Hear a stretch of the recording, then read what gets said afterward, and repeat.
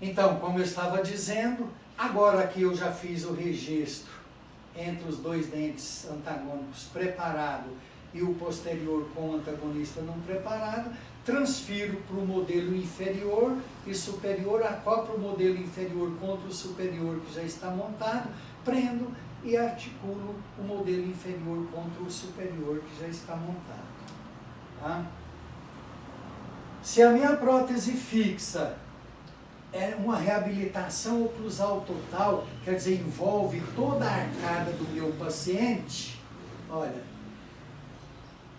a situação é, o registro, ele deve ser feito. Ó, e se eu tenho a arcada superior toda preparada, o que eu vou fazer?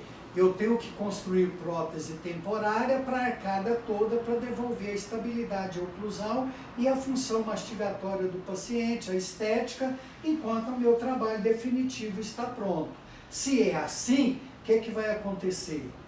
Quando o meu paciente chegar, eu removo metade, uma hemiarcada, eu removo a prótese temporária da hemiarcada direita, vou lá, faço o registro interoclusal, um mais anterior, um mais posterior. Depois que ele foi consolidado e já registrou tudo certinho, seguindo aquele mesmo padrão se a minha prótese fosse unilateral, né? Depois removo a prótese temporária da hemiarcada oposta e agora eu faço o registro, um mais anterior e um mais posterior do outro lado, como se a minha prótese fosse bilateral. Aqui envolveu toda a arcada, mas eu procedo como se a minha prótese anteriormente, para o primeiro registro, que ela fosse unilateral, depois removo a prótese temporária do outro lado, faço o registro do outro lado, e eu tenho um registro da disposição espacial, olha, da maxila em relação à mandíbula, tá? Bilateralmente.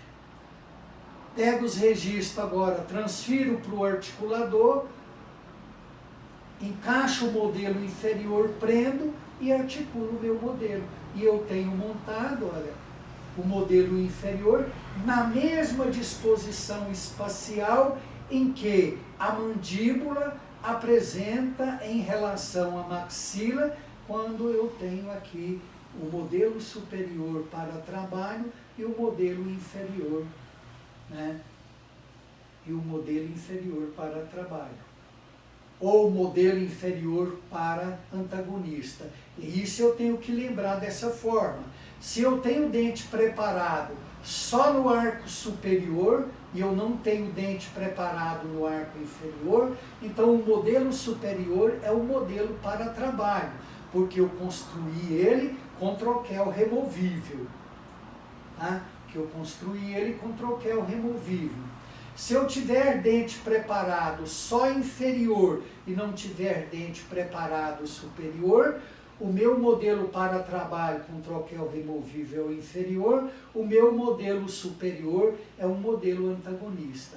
E assim que eu articulo o modelo inferior com os registros em posição contra o modelo superior nesta situação ou nesta situação, eu tenho a disposição espacial do modelo inferior contra o superior na mesma disposição espacial que a mandíbula relaciona com a maxila, com os espaços interoclusais para a confecção da prótese planejada. Tá?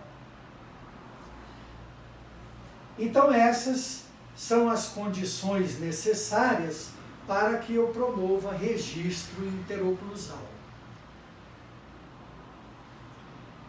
Depois que os modelos estão articulados no articulador semiajustável, vou mostrar alguns detalhes para vocês referente a enceramento.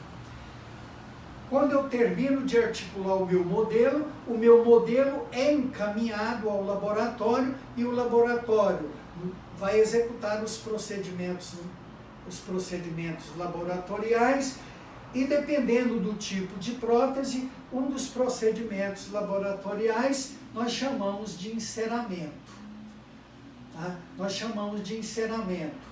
Enceramento de quem? Da infraestrutura para prótese unitária anterior, enceramento de uma infraestrutura para prótese unitária, se minha prótese for posterior, enceramento de uma infraestrutura para prótese fixa múltipla, para dentes que envolva só dentes anteriores, ou uma infraestrutura para prótese fixa múltipla, envolvendo também dentes posteriores. Tá? Então, as infraestruturas que vão ser enceradas vai ser nessas situações, né? Nessas situações clínicas ou envolvendo essas mesmas situações laboratoriais. Tá? Daí, ele vai fazer, depois que promove o enceramento, uma inclusão e fundição dessa infraestrutura. Tá? Então, se a minha prótese fixa for uma prótese fixa unitária inferior, ele já pode encerar diretamente sobre o dente preparado. Tá? Então, ele faz o enceramento dessa infraestrutura sobre o dente preparado, deixando o espaço necessário para depois a cobertura de porcelana, porque essa infraestrutura vai ser uma infraestrutura metálica fundida. Tá? Aqui nós temos uma visão vestibular, aqui nós temos uma visão lingual, aqui numa visão, né, vestíbulo proximal, incisal. Então essa é a característica da infraestrutura. Isso mostra que ele vai deixar o espaço uniforme para a cobertura de porcelana. Olha, a porcelana tem que fazer um revestimento de cobertura depois, em cima dessa infraestrutura, quando estiver fundida em metal, né? Uniforme. Para isso, no meu enceramento, eu já tenho que deixar um espaço uniforme para cobertura de porcelana. Aqui uma outra visão, tá? Uma outra infraestrutura encerada, e aqui numa vista lingual, olha, eu tenho uma cinta metálica só cervical, né? O restante do corpo do preparo, nós temos o metal numa espessura que depois nós vamos ver que vai ser em torno de 0,03 a 0,5 no máximo, quando for metal não nobre, e 0,2 milímetros quando for uma infraestrutura metálica de metal nobre.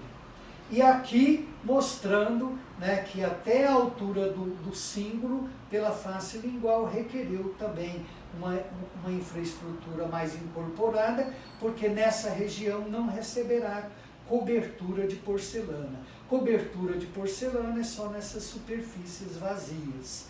Tá?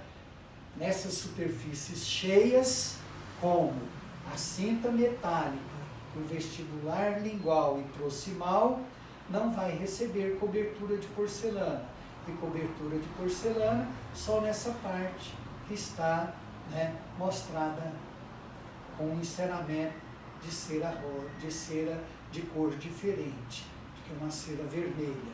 Né? E aqui é cera com a cera branca, mostrando que essa infraestrutura é metálica. Agora, nós temos também determinados tipos de porcelana que ela pode vir e a infraestrutura morrer em linha zero contra a linha de terno.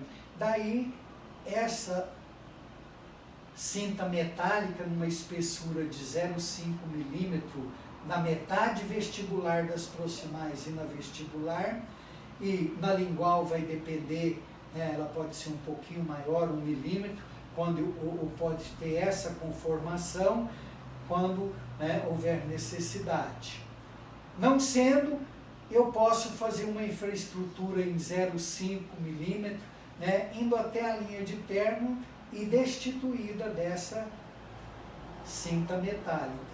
Então nós temos porcelanas para essas duas situações que nós podemos trabalhar. Tá? Para dente posterior, ela pode ter a mesma coisa, olha, o enceramento do corpo do preparo da cinta metálica cervical, né? tendo essa conformação em V nas proximais, ou essa conformação em V invertido nas proximais. Onde eu tenho enceramento em cera branca, vai ser só infraestrutura metálica. Nessa avermelhada, confere o espaço necessário para a cobertura de porcelana numa espessura uniforme. Tá? Mas também poderia ser construída só com a infraestrutura de corpo, morrendo em linha zero na linha de terno, sem necessidade de linha de terno, se eu vou utilizar de uma porcelana para a confecção de cobertura dessa infraestrutura que permita e tenha resistência para a execução desse tipo de procedimento. Quando eu tenho a reprodução de uma arcada inteira, não é possível fazer um enceramento direto da infraestrutura sobre o troquel do dente preparado.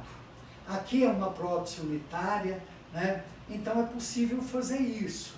Aqui é uma prótese unitária, então é possível fazer isso. Numa prótese de até 3 dentes, uma prótese fixa múltipla, com um pôntico e 2 retentores, é possível fazer isso. Mas quando eu tenho uma prótese fixa que envolve a arcada reabilita, a arcada dentária total do meu paciente, superior ou inferior, eu preciso primeiro executar o enceramento diagnóstico e dar a forma correta de todos os detalhes na morfologia, contatos interproximais, contato oclusal, tudo certinho. Quer dizer, essa vai ser a forma final da minha prótese definitiva. Depois que eu fiz que o técnico no laboratório fez um enceramento dessa infraestrutura, então ele vai agora, onde for receber dentro do planejamento cobertura de porcelana, ele vai lá e remove a cera, criando o espaço para uma cobertura uniforme de porcelana.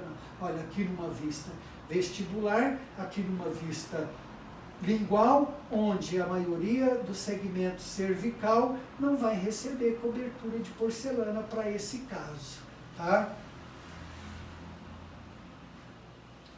Quando eu tenho uma prótese fixa múltipla, quando eu tenho enceramento para uma prótese fixa múltipla, que vai sugar a cera, na região entre os retentores e entre pôntico e retentor, eu tenho que criar e preparar a área de conexão, olha, que é a área de união entre as partes.